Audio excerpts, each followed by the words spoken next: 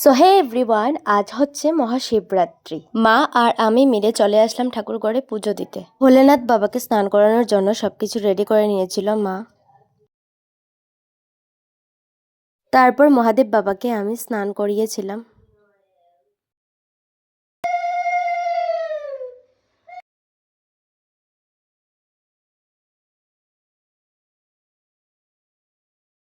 আমাদের ঘরের ভোলেনাথ বাবাকে পুজো দেওয়া কমপ্লিট।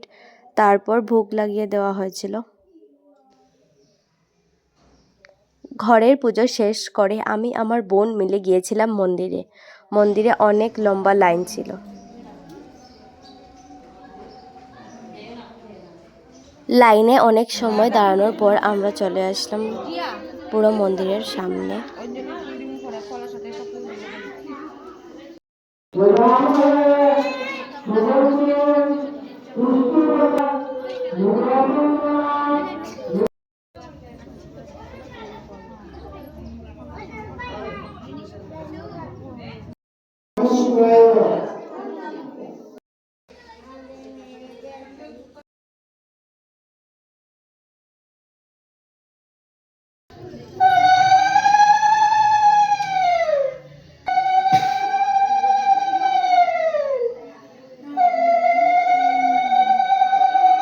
মন্দিরের ভিতরে যাওয়ার পর বাবাকে স্নান করিয়ে পুজো দিয়ে অঞ্জলি নিয়েছিলাম।